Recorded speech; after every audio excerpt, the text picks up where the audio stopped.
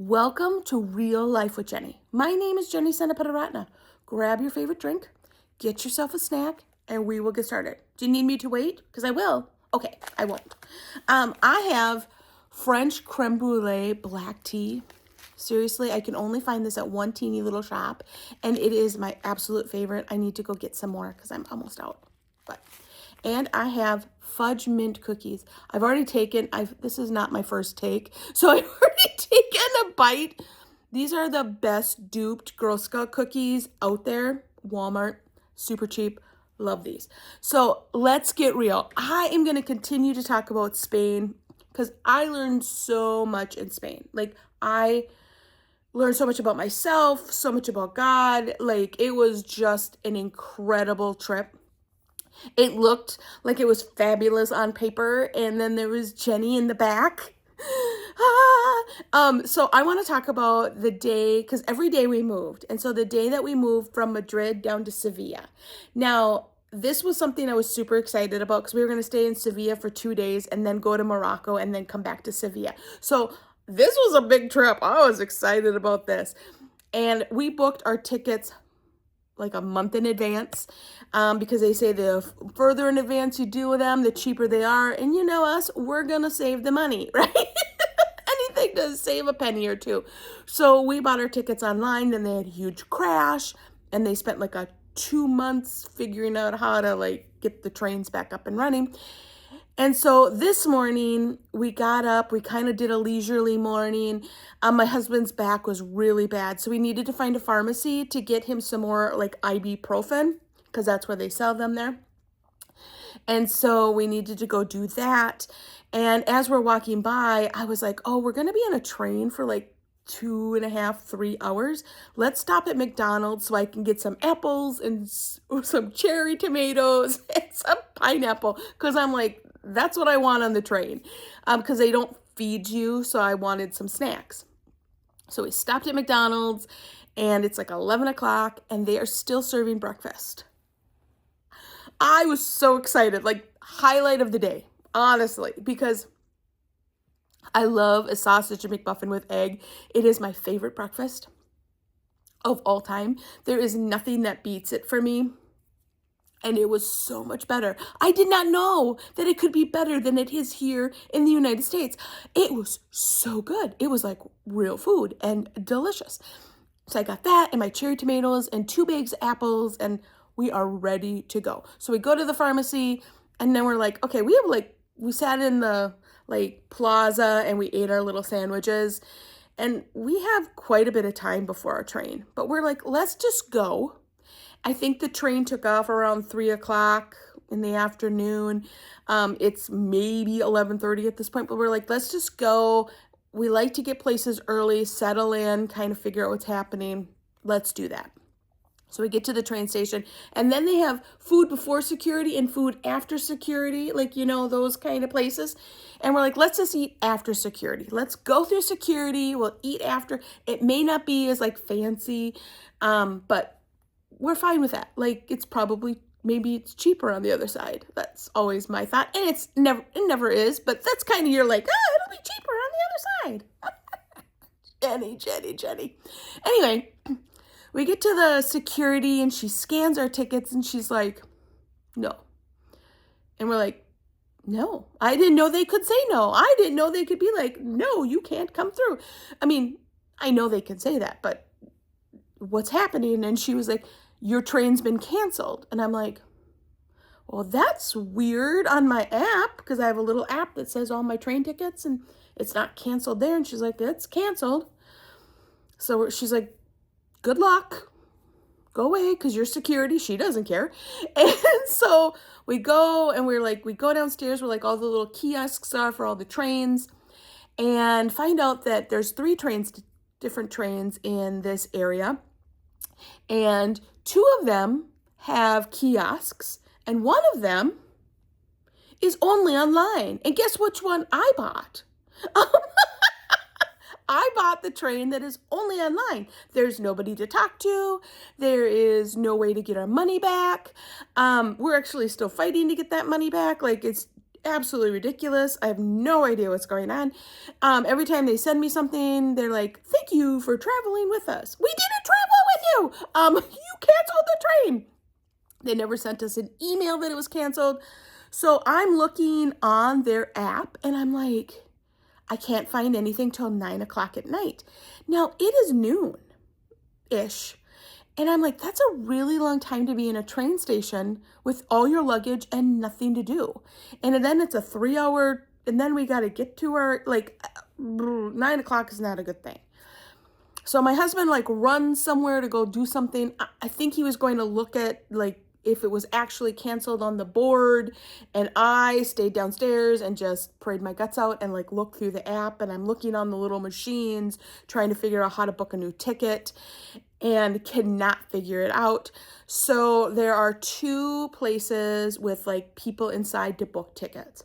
One that has a line that's about a 2 hour, at least a 2 hour wait, because it's a line around the corner down, And then there's another place that has 4 people with no one in it. Now, in a logical thought process, you are going to go, why is everybody else at the line and no one's over here? But you're panicked because your train ticket's been canceled. You don't know how to get where you need to go. You're in you're just kind of, you're in a little more panic mode. So we go to the place with nobody there. Like you're already going, Jenny, alert, alert, what are you doing? We did. So we go to this place and she's ticking away, gives our passports, and she was like, so, are you willing to run? Now, this is where the Senapataratnas should have taken a deep breath, right? This is where we should have gone, Kevin's back hurts, I'm carrying the luggage, do we want to run? No, we'll wait. Like, that is what, like, I don't run on a good day. Like, that's just not, I don't run. I have run for a train before, and I remember I was running after this train, and I was full running. Like, Kevin and Sam are sprinting, and I'm running after the train, and I said, go without me, because I know I'm not going to get there. Luckily, we got on that train. It was moving, by the way, when we got on it. But we got we got on that one. So we said, yeah, we're willing to run. What in the world? Like, you just go, Jenny. Like, you just want to yell back at past Jenny and go, you don't want to run. So we get our tickets. Well, they're actually emailed to us. We go back to security and she's like, this one's not canceled. And we chuck through. Like, okay, I did not run. Let's just be honest. There was no running. Kevin was not able to run. We walked quickly. So we get there. There's a line. They haven't opened up the thing yet. And we're like, okay, because this is actually an hour earlier than our other train was going to be. Okay, so I get there, there's this long line, and there's a convenience store kind of across. So I go in, I grab a bag of chips and a Fanta because I'm like, I get really motion sick, so I need a little bit of carbonation on these kind of trains because I don't do well. I cannot sit in a rocker without getting motion sick. Like, I just don't do motion. I had my little patch on behind my ear, the little motion sickness patch, but that doesn't always help. So it's always not strong enough. So I go in, I grab that, I get back, the line's moving, we get in, and we are the last train. Like, we are the last thing all the way down, which is fine. We're pulling our little luggage along. We get there, and we're on the last train, and we're up the stairs, right? And I'm just at this point going, what are we doing? Like, we've run here, we're exhausted, we don't know what, I'm kind of emotionally spent. So we chuck our luggage up and we try to find a space for it. And it's not fun. And so we're walking and we're looking for our numbers. You're looking up on top for like your number seats. And I'm like, oh, this is great because the train is going to go this way. And I'm like, okay, this is great. Because sometimes you're faced this way when you're going backwards. And I'm like, okay, no. And we get to one that is people are sitting this way and people are sitting this way. right? So, woo, woo. And we are sitting backwards. There's a lady sitting that she's gonna be forwards, and we're gonna be sitting backwards. Now, a person that gets this motion sick, I cannot be backwards without showing all my apples and cherry tomatoes to this lady later. Like, it's just, that's what's gonna happen. And I sit down and I put my hands over my face and I start weeping, like full weep. Like, it wasn't like, oh, like, it was like, like, I know I cry. Like, I do. I know I cry. I know I get really emotional. But like, all the emotions came out. Like, we had a train that canceled. We got a new train that we paid more money than I wanted to. Now I'm backwards and I'm just like, this is such a nightmare. The lady hands me a tissue and I'm like, no, I'm okay. I'm okay. And we take off. And I'm like, oh, this is, the poor guy comes by and like scans our tickets. And, you know, he's quick. He gets out of there really quick, because here's just this bumbling person that's just, you know, not, can I get your ticket and leave? So we take off and I look across, just trying to, like, it's okay, trying to calm down. I'm just like, Lord, I need you to help me not get sick here. Like, I don't know what to do. And I look across at the lady and she starts weeping. She just, it's all comes out. Like, it is obviously something, she's leaving somebody, or something. I don't know what was going on. She did not speak English. I do not speak Spanish. I did not talk to her. I did not pray with her. I did not do anything. To be honest with you, I kind of flubbed it up, because there's this lady sitting across from me crying after I just got done crying, and now she's crying, and my husband's like, get me out of here, you know. So he kind of gets up and goes and like walks down the train, because it's bad. He didn't want to be sitting. And so he comes back. He's like, there's a lot of seats. So he kind of finds me a space to sit. He stays by our luggage and I move so that I'm facing and I don't get motion sick. And I got to the seat and I just felt, I beat myself up. I was like, I just completely failed.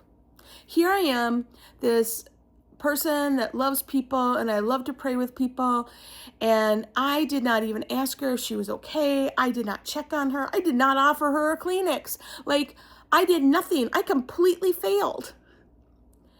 And God just tapped me on the shoulder and said, no, you didn't.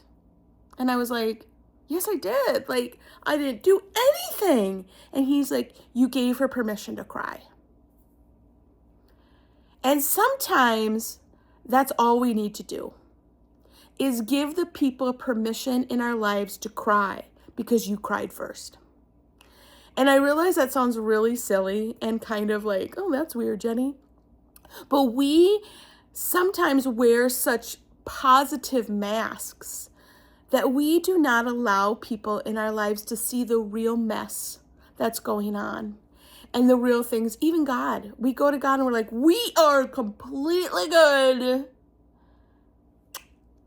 And God's like, yeah, I know you're a mess. I know you've been crying through the night. I know what's going on. And we just pretend everything's okay. And when I sat there on that train for over 2 hours, and I actually asked God to help me be more like that in my real life, to take off my mask in front of my girlfriends and be real and say, you know what? This wasn't the greatest. It looks great on paper, but this is hard. And I have found that when I am honest and say, you know what? Yes, it was fabulous. God blessed us. We're super grateful. But I'm really struggling with, people tend to be able to share what's going on in their lives. And when we're able to share what's going on in our lives, it causes freedom. When you speak something, the power of that, it's taken away. God just can use the words that we say and bring complete freedom. And so I ask you, will you be the first to cry? Will you be the one that is willing to kind of look like a fool so someone else can open up and say, wow, I am there? Have you ever had those conversations where you totally planning on meeting with someone and you kind of know, like, I'm going to tell them this, I'm going to tell them this, I'm going to be like, yeah, we totally got a raise and, whatever. And all of a sudden they go, I don't know how we're going to make it through this week. And you're like, oh, good, me too. I don't know how we're going to get through this week too. It's just such a relief sometimes that when other people don't have everything together, that you're like, oh yeah, me too. It's just, it's a comrade in arms. And do we do that with everybody? No, you don't. You have to be very careful because the world is nasty, but I encourage you to step out and be the first one to cry. Maybe it's just with God at the beginning. Maybe you just go, God, what's going on? I said that this week like 6 times. Lord, what's going on?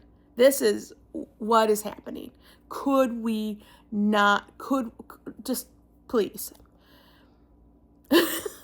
So I ask you, will you do that? Will you be the first one to take off your mask, share a little bit of what's going on in your life, and see what God will do with it? Because I know my tears set that woman free, that she was able to cry and do some healing. Because you know what? Tears can be healing. They really can. Well, that's all I have for you this week. I hope that was encouraging. I just really appreciate all of you watching and supporting this. I ask you to subscribe, to like, and to share this on YouTube. It makes such a big difference. If you comment, like the algorithm, it's awesome. So all those things matter. Really appreciate all of you and all of your support with this. If you want to support us financially, you can go into the comments below. It's like the buy me a coffee thing, and it doesn't actually buy coffee. All that money comes right back into this podcast to make it a little bit better. So you can do that. But you can also find us on Instagram and on Facebook. I say that every week, but here we are. Really, honestly, the truth is I am learning that God wants us to be real with Him and with each other, because the fakeness doesn't get us anywhere. And so I ask you, are you going to be real this week? Have a great week.